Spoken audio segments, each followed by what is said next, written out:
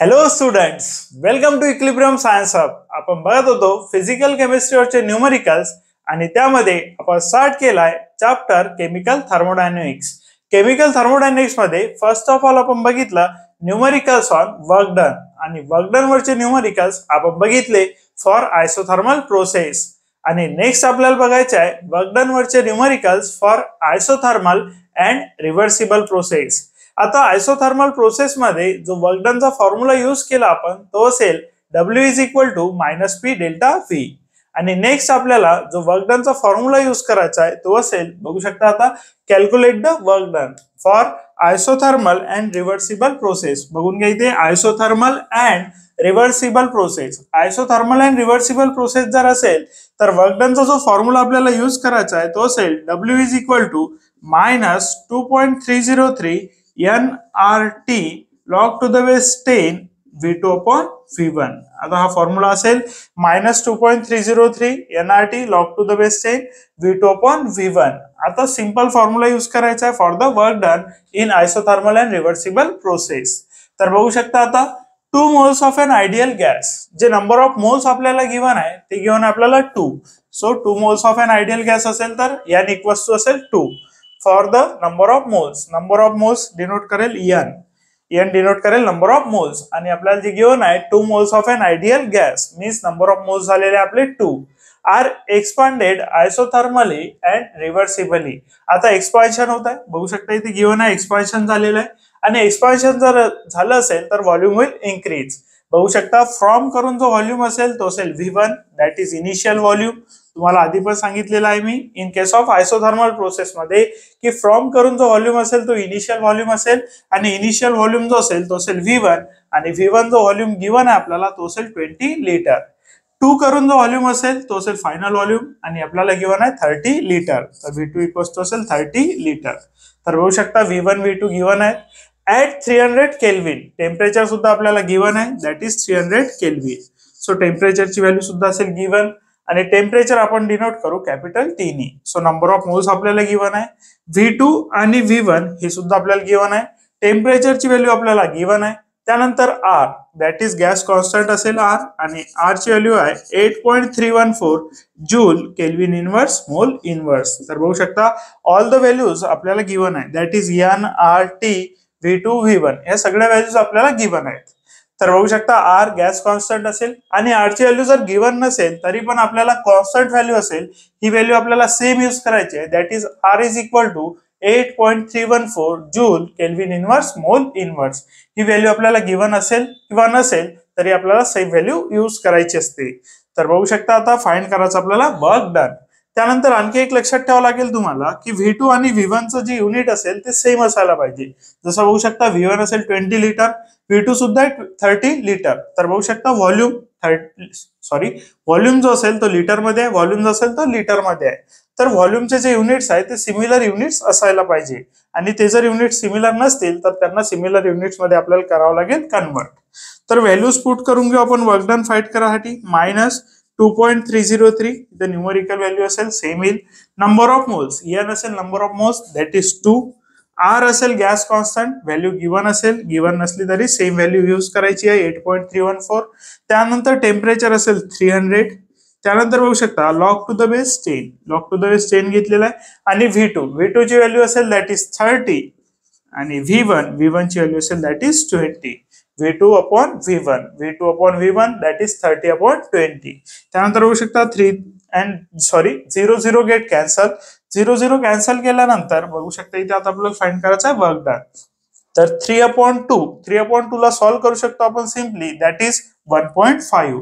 3 ला जर डिवाइड केला आपण 2 नी तर व्हॅल्यू होईल 1.5. तर बघू शकता -2.303 into 2 into 8.314 into 300 into that is log to the base 10. त्यानंतर बघू शकता 3/2 व्हॅल्यू आलेली आहे. 3/2 डिवाइड जर केलं तर व्हॅल्यू येईल 1.5.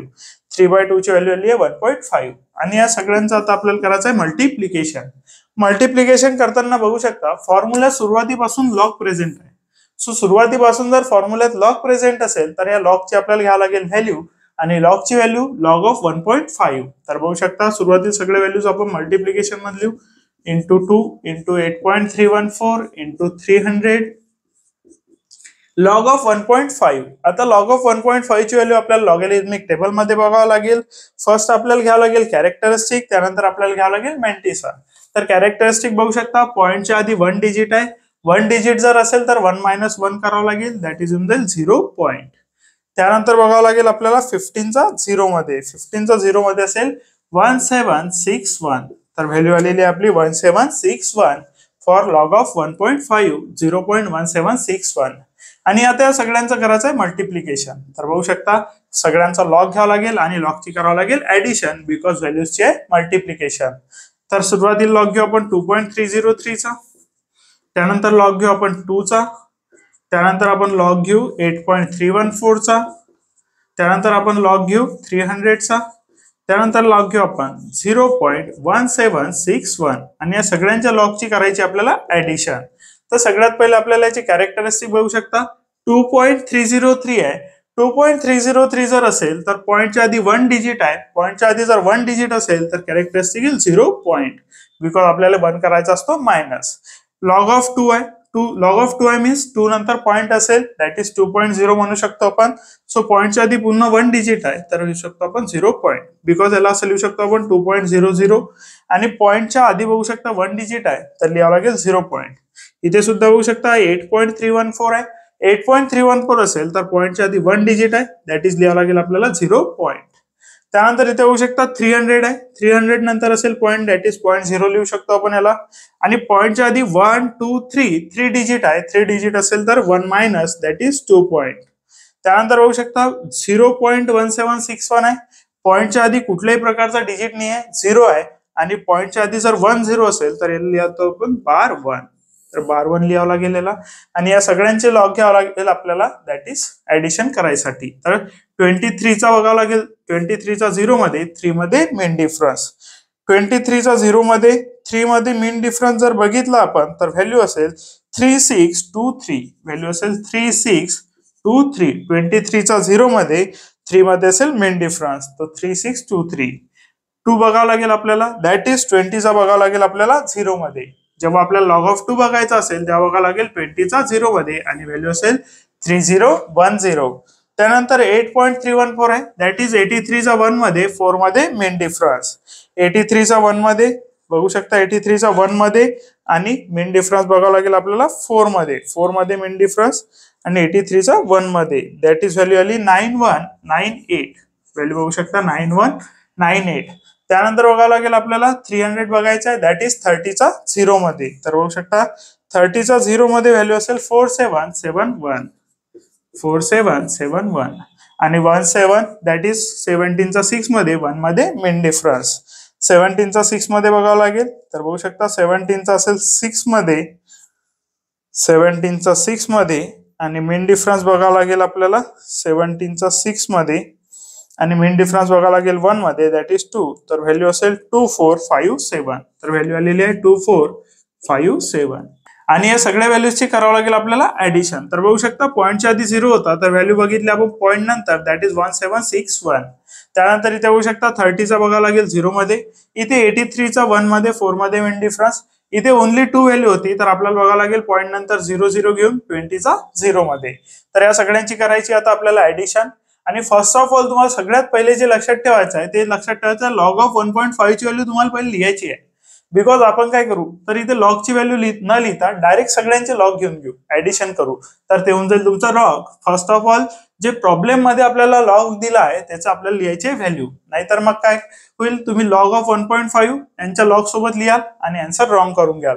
सगळ्यांचे लॉग घ्याल आणि लॉग ऑफ 1.5 लिहाल तर ते होऊन जाईल तुमचं रॉंग.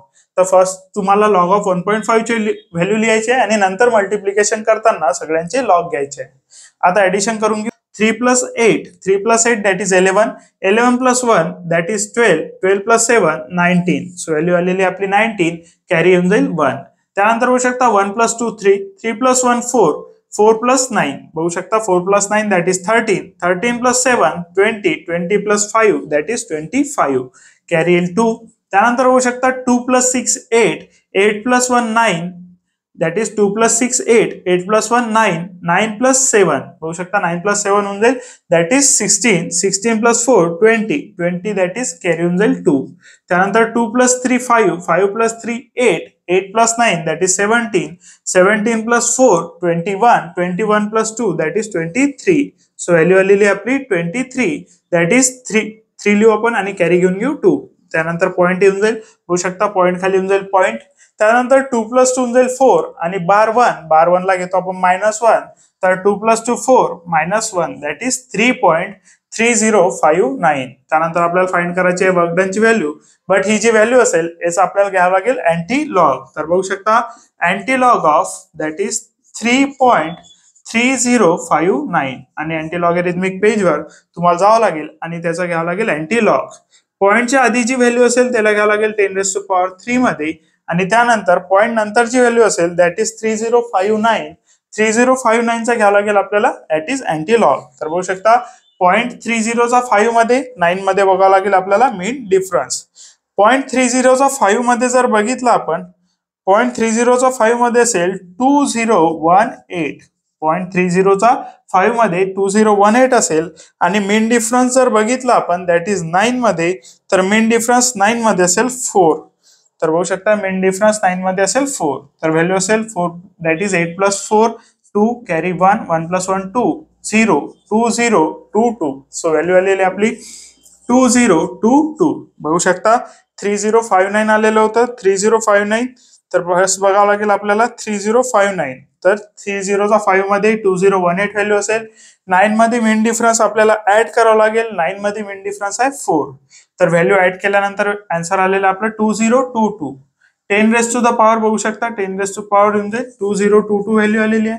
10⁻⁴ येऊन जाईल 3 आणि फर्स्ट डिजिट नंतर देतो आपण पॉईंट. सो व्हॅल्यू आलेली आपली 2.022 10⁻³ आणि व्हॅल्यू असेल दॅट इज मायनस मध्ये. जर एक्सपान्शन होत असेल तर व्हॅल्यू असेल मायनस मध्ये. तर बघू शकता व्हॅल्यू असेल minus that is minus sign common राहील -2.022 10⁻³. त्यानंतर बघू शकता आर ची व्हॅल्यू आहे joule kelvin inverse mole inverse मध्ये. टेम्परेचर असेल केल्विन मध्ये आणि नंबर ऑफ मोल्स जर बघितले तर ते मोल मध्ये असतील आणि जर असं युनिट असेल दॅट इज आर ची joule kelvin inverse mole inverse. त्यानंतर टेम्परेचर केल्विन मध्ये आणि नंबर ऑफ मोल्स तर मोल मध्ये असतील ऑलवेज. तर आपल्याला जे युनिट लिहायचं आहे ते युनिट लिहायचं आहे जूल.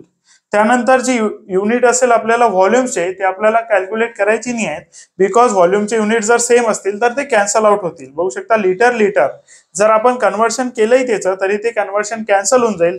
त्यामुळे आपल्याला व्हॉल्यूम सेम युनिट मध्ये लागतं आणि आपला आन्सर आलेला आहे जूल मध्ये. बघू शकता जर R joule kelvin inverse mole inverse असेल त्यानंतर टेम्परेचर केल्विन असेल आणि नंबर ऑफ मोल्स मोल मध्ये असेल तर वर्क डन असेल जूल मध्ये. बघू शकता आणि आर ची व्हॅल्यू नेहमी आपल्याला 8.314 joule kelvin inverse mole inverse घ्यायची आहे तर आन्सर आपला येईल जूल मध्ये.